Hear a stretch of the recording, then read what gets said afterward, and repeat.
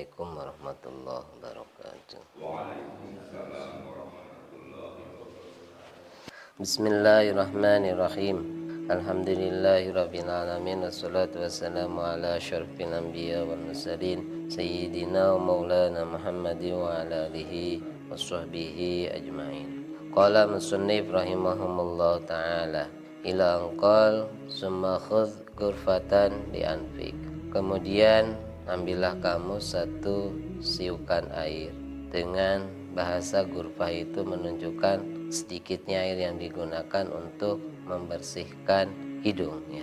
Di waktu membersihkan hidung itu sunnahnya, karena sifatnya jelek ya, di dalam kitab yang lain itu jelaskan, karena waktu membersihkan hidung bukan hanya dihirupkan, mestinya dalamannya hidung pula harus dibersihkan dari kotoran-kotoran yang sebenarnya terjadi karena memang kita makhluk hidup selalu punya kotoran. Kita menghirup udara dan mengambil oksigen dari udara melalui hidung. Nah, karena posisinya di udara, yang sebenarnya di udara itu tidak hanya oksigen, bahkan oksigen itu cuma berapa persen itu? 20% ya, bagian oksigen dari udara itu hanya 20%, sisanya tidak bisa dimanfaatkan oleh badan kita meskipun itu sifatnya udara gitu ya. Tidak semuanya masuk ke hidup kita. Bahkan ada yang berbahaya, gas atau apa itu berbahaya, gas karbon itu ya, bisa mematikan. Lah itu ternyata Allah Ta'ala memberikan kenikmatan apa?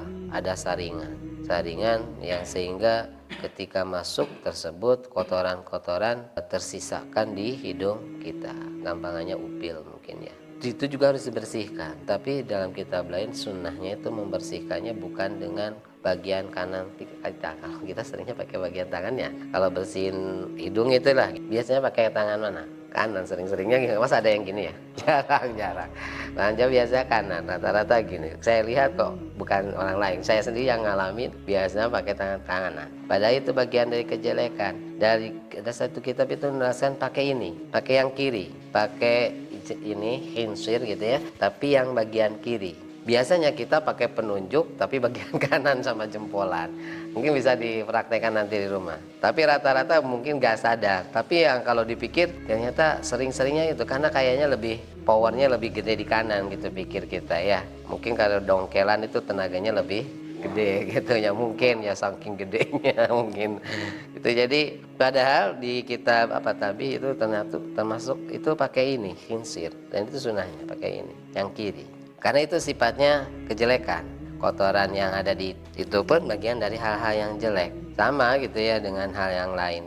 Itu ya biasanya dilakukannya ya jelek-jelek dengan bagian kiri. Itu sunnahnya. Mungkin nanti bisa dicoba. Tapi kayaknya belum terbiasa mah lupa. Pada sering-seringnya ya saya sendiri sering ngalaminya pakai, karena sudah terbiasa dulunya kanan, dan kayaknya sih niru mungkin yang lain pakai kanan, kita pun pakai kanan. Dan mungkin alasan kuatnya yaitu tenaganya lebih kuat, kayaknya tekengkeang gitu bahasa kita ya. Kalau kirian itu ya kayaknya kok tengkeang gitu. Padahal istilahnya wastansyik, dan hiruplah kamu dengan biha, dengan gurfah tadi, salasan sebanyak 3 kali dihirup, 3 kali disemprotkan. Dibikin lembut dulu bagian kotoran yang ada di hidung kita itu supaya tidak keras, karena hidung itu termasuk organ yang sangat sensitif gitu ya, untuk khususnya pengeluaran darah gitu ya biasanya.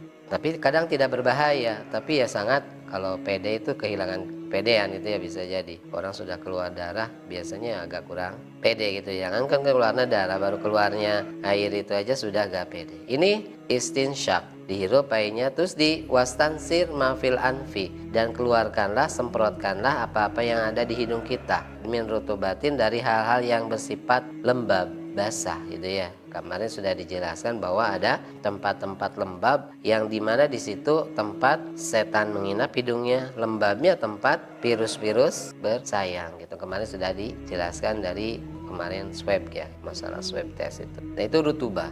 Nah ini dikeluarkannya di waktu wudhu. Mungkin sifatnya ketika wudhu di hadapan orang lain menyemprotkan air dari hidung kayaknya tidak terlalu jorok lah kalau bahasa gitu. Jadi diantaranya di hadapan orang lain pun ketika demikian tidak masalah. Ya pinggirnya ada orang, gini enggak apa. Tapi kalau sudah berkaitannya tidak istinsar, tidak menyemprotkan air yang dikeluarkan, tapi yang disemprotkannya misalnya lendirnya, kalau bahasa kita mungkin nyingsring itu ya, bahasa Indonesianya nggak tahu tuh nyingsring apa, mengeluarkan lendirnya, umbelnya itu, kotoran-kotoran dari hidung itu nggak boleh di hadapan orang lain, nggak baik. Berdahak itu nggak boleh di hadapan orang lain, apalagi di hadapan orang yang lagi makan, bisa jadi haram. Kita telah melakukan dosa dengan melakukan sesuatu yang jorok di hadapan orang lain. Nah, kadang orang itu ada yang sensitif ya untuk urusan ini. Begitu mendengar orang yang demikian saja sudah langsung enak ya gitu ya. Mungkin enak lagi makan itu langsung nggak kerasa enaknya,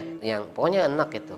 Yang mulanya kalau gurau-gurauan santri sih kadang ada gitu, lagi makan gitu-gitu. Tapi kebiasaan-kebiasaan yang gurauan seperti itu sebenarnya jangan jadi kebiasaan gitu ya. Kali-kali atau apa nggak tahu. Tapi usahakan itu beretika. Meskipun tadi istinsar, mengeluarkan air waktu wudhu itu di hadapan orang lain boleh, tapi kalau berkaitan dengan bukan yang disemprotkannya air, maka di hadapan orang lain itu nggak boleh. Bahkan kalau kita mengeluarkannya, itu buangnya ke arah kiri. Ketika kita semprotkan jangan ke depan, jangan ke kanan, tapi semprotannya ke kiri. Sunahnya. Jadi kalau kita semprotkan hirup, semprotannya ke sini, gitu. Jadi kalau bisa ngambil posisi kiri, yang sebelah kiri tidak ada orang. Itu urusan ini. Meludah sama, berkumur-kumur atau meludah, disemprotkannya ke kiri juga. Jangan ke kanan, jangan ke depan. Apalagi yang dikeluarkannya bukan air, bukan di waktu wudhu. Misalnya lagi meludah, itu makruh hukumnya meludah ke kanan, ke depan. Harusnya ke kiri bawah. Misalnya lagi ngumbel gitu ya, dibuangnya ke kiri. Setelahnya dibuang, disek-kesek itu ya, pakai debu atau kalau pakai sanda. Jangan sampai terlihat oleh orang lain. Kotoran yang keluar dari hidung saja atau dari mulut kita, ludah, itu jangan sampai terlihat oleh orang lain. Itu Islam loh ya, ngajarkan. Daf'il bala juga, nolak bala. Karena dari ludah itu kan bisa jadi virus corona gitu ya. Hidung itu virus coronanya keluar ikut sama ingusnya. Itu Islam, dibuangnya ke arah kiri, habis itu dibuang pakai tanah, dikesek-kesek. Kenapa pakai tanah? Ternyata tanah itu termasuk media penghancur racun virus. Dan biasanya kalau ahli-ahli yang suka obat-obatan herbal gitu, kalau kita dipatuk ular atau apa, cepat makan tanah katanya. Tapi saya juga nggak pernah dilakukan ya. Tapi ada yang bilang gitu, langsung dinetralkan. Tapi kalau secara fikih kita sudah tahu, kalau kita membersihkan najis mugolado, yaitu apa? Jilatan anjing atau babi atau gigitannya, itu tidak sah kecuali dicampur dengan tanah. Kalau dulu orang mikirnya tanah ini buat apa? Kok pakai tanah? Toh nggak pakai tanah juga kelihatannya bersih. Ternyata nggak apa-apa, pikirnya orang. Ternyata ulama-ulama yang sekarang itu ya, yang kesini diteliti kenapa harus pakai tanah. Ternyata di dalam anjing dan babi itu terdapat virus, yang virus tersebut gak bakal bisa mati kecuali dengan tanah. Lah mulanya ulama-ulama dulu mungkin lagi mengingus atau lagi meludah, disunahkannya kalau ke kiri bawah, ke kiri bagian bawah, habis itu diusek-usek, jangan dibuang biar utuh itu. Coba lihat aja nanti kalau kita sering-sering lihat, kalau sudah gitu langsung laler pada datang gitu. Itu sudah satu media yang kotor, dua media penyebaran penyakit. Islam begitu mengagungkannya, langsung dikesek-kesek pakai tanah itu. Ternyata tanah itu mungkin untuk menghancurkan racun virus, mungkin itu ya. Tapi ya dari kiasnya diambil dari pembersihan najis mugolado, dan itu sudah diakui, dicatat oleh para ulama bahwa ulama-ulama yang sekarang itu termasuk tanah tersebut mematikan virus yang ada di anjing, yang tidak bisa dihancurkan virus tersebut kecuali dengan tanah. Terus waktu istinsar atau waktu meludahkan, waktu menyemprotkan air dari hidung ataupun memuntahkan air dari mulut ya, waktu berkumur, itu kalau di medianya di kolam milik sendiri gak apa-apa, atau di bak mandi milik sendiri gak apa-apa, langsung ke sana. Tapi misalnya di kumur-kumur ke bak deui gitu, kumur-kumur bak deui. Tapi kalau medianya milik umum, apalagi itu masjid, ada yang mengatakan haram. Nauzubillah ya, kita berkumur-kumur kayak orang meludah di dalam masjid gitu. Padahal kan itu ya hilang ya. Mulanya jangan dimasukkan ke bak lagi. Kalau yang jijian mah sama gitu nantinya juga. Atau yang tadi bahasanya virus juga, nanti virusnya malah nyebar di air tersebut. Buangnya ke bawah gitu, jangan ke tempat itu lagi. Meskipun tidak najis, cuma ada mengatakan haram karena sifatnya mengotori, membuat orang jijik gitu. Itu etika dalam Islam, Masya Allah ya. Bikin orang jijik saja nggak boleh. Bikin orang senang nggak boleh juga. Gitu ya. Terlalu senang orang tapi nggak ada kesampaian kesenangannya. Itu misalnya masak terlalu enak, biar hidung orang lain jadi kepancing gitu ya. Wangi apa gitu, tapi nggak dapat wanginya aja. Sate nih, baunya asapnya atau sop atau lauk asin gitu ya. Itu tapi nggak dapat, itu bisa jadi dosa kita karena memasak yang bikin sakit orang lain. Coba Islam beretika menjaga tenggang rasa sampai sebegitunya. Terus wakul fil istinsyak, kemarin sudah juga ini. Mengucapkanlah kamu ketika meninstinsyakkan, ketika menyemprotkan air dari hidung tadi dengan berdoa, Allahumma arihni raihatal jannah. Ya Allah, berikanlah saya dapat menghirup raihatal jannah, wewangian dari surga. Ditambahkan di dalam kitab lain, dan janganlah saya wala tahrimni raihatan naimika wa jannatika, dan janganlah saya dihalangi dari menghirup kenikmatanmu dan surgamu. Ini di sini di hidung. Kadang ada hidung tapi fungsi nggak ada. Orang bisa menghirup, hidungnya ada, tapi nggak bisa menghirup oksigen gitu ya, kayak orang sakit. Sudah tenaganya agak kurang. Mulanya kalau di rumah sakit harus dipakai oksigen karena sudah nggak kuat untuk menghirup oksigen yang 20% dari udara tersebut, dia sudah nggak kelar. Pakailah oksigen. Nah, ada hidung tapi tidak fungsi. Naudzubillah min dzalik, ada mulut, lidah ada, gigi ada, semuanya lengkap, tapi rasa hilang. Sehingga itu bukan orang miskinnya, mobil semua punya, bahkan pengusaha. Tapi untuk menyicipi asin, manis, panas, dingin itu gak kerasa. Naudzubillah. Allah Ta'ala cabut nikmat yang ada di lidah. Kadang bisa ngomong, biasa ngobrol biasa, cuma rasa hilang. Di lidah itu hilang. Makan apa saja gak kerasa. Hatta air panas kalau diminum gak kerasa panas. Kok hilang ya rasanya. Kalau cabut dari lisan kita bisa jadi terbalik. Mungkin kalau naudzubillah juga terbalik. Nyicipin garam malah terasa manis gitu. Nyicipin gula malah terasa asin. Wah, bahaya gitu ya.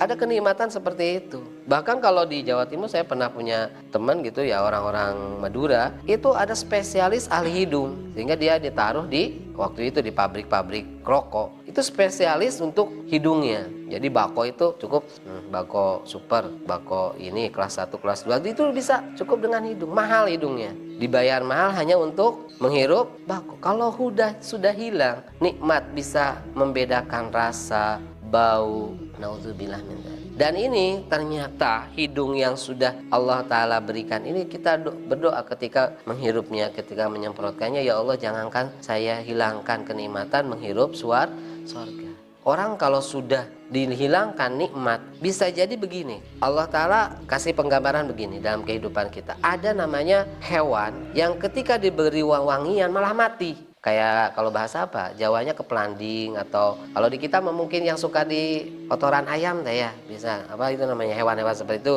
Misal itu kita tangkap, ditaruh, dikasih minyak wangi, mati malah. Tapi kalau dikasih kotoran malah sehat. Ada juga orang yang seperti itu. Kalau kehidupan beragama kayaknya mulek gitu ya. Kalau menghirup wangian malah nggak senang. Tapi kalau menghirup sesuatu yang haram, kan ada yang haram yang diangse juga ya, gitu ya, mungkin yang kayak narkoba mungkin yang dipakai sedotan itu bisa jadi malah senang, bisa jadi kelakuannya kayak gitu.